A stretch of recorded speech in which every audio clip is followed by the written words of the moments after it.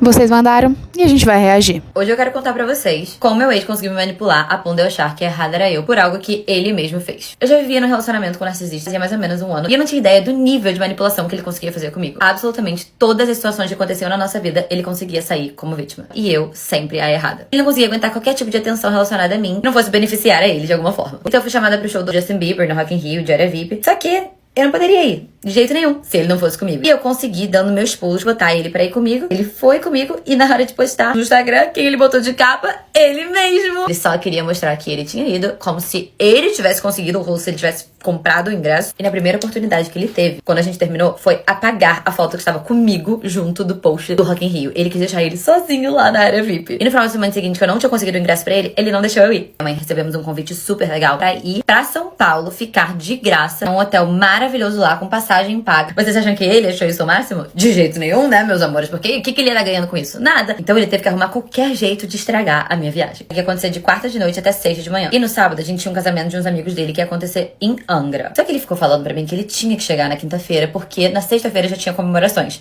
E eu fiquei falando pra ele que não tinha como a gente chegar na quinta, porque, no caso, eu estaria em São Paulo pra um trabalho. Só que vocês já imaginam o alvoroço que ele fez por causa disso, né? Graças a Deus, a minha mãe não deixou eu desistir da viagem. Eu bati o pé e falei, olha só, eu volto na sexta-feira, mas quinta-feira eu não vou. E isso pra mim, gente, era muito difícil, tá? Era muito difícil contrariar ele em qualquer coisa. Chegou na sexta-feira, que era o dia de voltar, e eu falei pra ele que meu voo ia ser só, tipo, sei lá, meio-dia. Simplesmente surtou. Como a gente ia ter que ir pra Angra nesse mesmo dia, ele falou que eu tinha que chegar mais cedo. Então eu ia ter que arrumar qualquer jeito pra voltar antes. Tipo assim, se vira. E sabe o que eu fiz? Me virei. Porque eu era uma grande de uma bela otária. De manhã, quando eu acordei, a minha mãe desceu pra tomar café da manhã e ela foi sozinha porque eu fiquei tentando resolver essa história da minha passagem. Eu liguei pra Azul milhões de vezes e a Azul não me atendia. E eu, gente, tava completamente desesperada porque eu precisava chegar mais cedo. A recepção do hotel pra pedir pra eles pra ligarem pra Azul pra mim. O pessoal da recepção conseguiu entrar em contato e eu consegui finalmente descobrir como que eu adiantava meu voo e era uma besteira, era só pagar R$100. Nesse meio tempo, minha mãe tava achando estranho, eu tava demorando tanto e ela tava me mandando mensagem perguntando, tipo, onde que eu tava e dizendo que o café da manhã era maravilhoso. E ao invés de responder ela por mensagem, eu liguei pra ela, explicando pra ela o que tava acontecendo, por que eu tava demorando tanto. Tomei meu café da manhã correndo. Fomos pra ativação legal no shopping Guatemi, só que como eu precisava ir pro aeroporto, eu simplesmente perdi absolutamente tudo. Larguei a minha mãe sozinha em São Paulo, pra ela não precisar trocar a passagem dela também. Não perdeu o evento, que a gente foi chamada pra estar lá por causa disso, pra poder chegar no Rio na hora que o querido queria que eu chegasse, pra ele não surtar comigo. E não pense que ele foi me buscar no aeroporto, não. Eu tinha que me virar pra chegar lá até ele. Fomos para Angra, obviamente, ele com aquela cara de merda durante a viagem toda. Eu pelo menos tava pensando, tipo, tá, problema resolvido, cheguei e vai dar tudo certo agora. Até porque era sempre isso, eu sempre vivia numa montanha-russa, sabe? Era um dia muito bom, um dia muito ruim, um dia muito bom, um dia péssimo, querendo me matar. Eu nunca sabia o que eu podia esperar se tratando dele. Além de tudo, ele ainda tinha um problema de bebida. E na sexta-feira à noite era o welcome party do casamento. Uma observação importante, como a gente tava numa festa numa casa, eu não tava de bolsa. Eu tinha deixado o meu celular com ele. E eu comecei a perceber que ele tinha sumido e comecei a procurar ele pela festa e perguntar pras pessoas onde que ele tava. Até que me disseram que ele tava, tipo, 40 minutos, sei lá, dentro do banheiro. Sai do banheiro completamente transtornado, com uma cara de, tipo, muito puto. E eu sem entender absolutamente nada. E ele começa com um papo bizarro pra mim, dizendo que eu não tinha dormido com a minha mãe no hotel. Aí eu... desesperado, não sei entender nada. Ele, eu sei que você não dormiu com a sua mãe. Com quem você dormiu? Tipo... What? Perguntando de onde que tava vendo isso, e ele dizendo só que ele sabia que eu não tinha dormido no hotel com a minha mãe. Até que em certo momento ele decidiu virar pra mim e falar que ele tinha visto as minhas conversas com a minha mãe. Aquela hora que ele desapareceu foi porque ele se escondeu dentro do banheiro com o meu celular e tava lendo todas as conversas do meu WhatsApp. Mas Paula, vocês vão me perguntar, da onde ele tirou que você não dormia com a sua mãe? Eu te digo, vocês lembram que eu fiquei igual uma idiota, desesperada, sem tomar café da manhã, na recepção do hotel?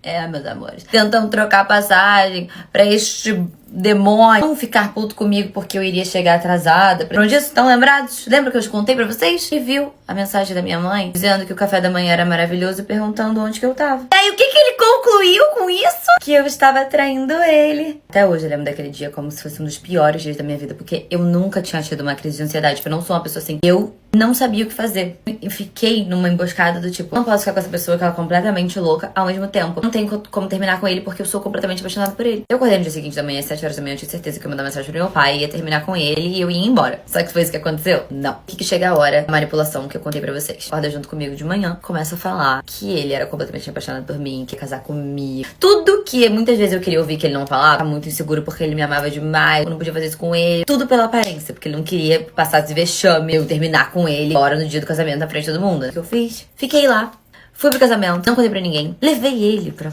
porra do Rock in Rio, quando ele postou a merda da foto sozinho. Nessa mesma semana, minha mãe tava no meu ouvido dizendo: o homem que é muito ciumento, o homem que é muito controlador, que normalmente é ele que tá fazendo alguma coisa. Pulga atrás da minha orelha. Peguei o telefone dele. Obviamente, o relacionamento já estava acabado. Que nem ele fez comigo. E não foi a primeira vez. Ele já tinha mexido no meu celular várias outras vezes. E vi uma mensagem dele, menina, que eu odiava. E falei pra ele que ele era um grande hipócrita. Porque ele falou de mim, que eu tinha traído ele. Eu não tinha feito nada, eu estava fazendo uma viagem com a minha mãe. Tava falando com a fulana e tal. Sabe o que ele fez, gente? Você mexeu no meu celular? E eu assim, tipo, sim, mas essa não é a questão é que você me pode. Aí, assim, acabou. Tá. Aí eu, tipo, como assim? Você literalmente mexeu no meu celular ontem. Falou que queria casar comigo ontem. Ele, não, se você mexer no meu celular, acabou. Acabou a confiança. E eu, tipo, mas você já fez isso 1 milhão de vezes. E aí, meus amores, ele terminou comigo.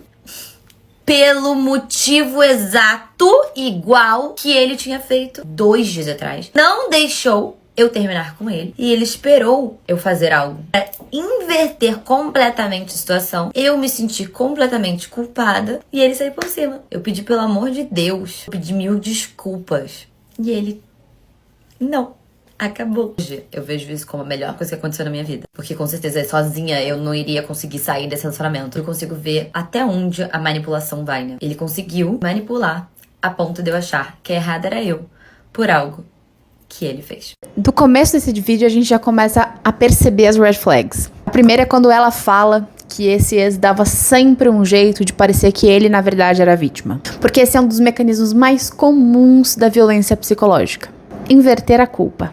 E nesse relato aqui, a gente vê os seguintes pontos de atenção. Primeiro, controle disfarçado de cuidado. Repara como tudo da vida dela só podia acontecer se ele estivesse no centro. Show, só se ele fosse. Trabalho, só se ele aprovasse. Até um convite dela com a mãe virou motivo para conflito. Isso tá longe de ser ciúmes, é controle mesmo.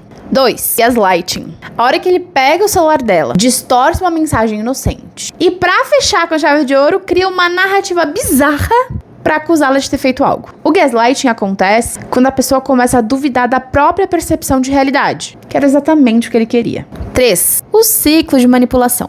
Causa afeto, causa afeto, causa afeto. Ela descreve perfeitamente esse ciclo. Dia ótimo, dia péssimo. Esse movimento constante desgasta emocionalmente e também cria uma dependência. Porque os dias são muito ruins, mas os dias que são bons são maravilhosos. E daí, é claro que a verdadeira vítima passa a achar que a culpa é dela por tudo de ruim que acontece. 4. A inversão de papéis. No final das contas, ele termina com ela exatamente pelo mesmo comportamento abusivo que ele teve com ela 2 dias antes. E é uma estratégia clássica de agressão.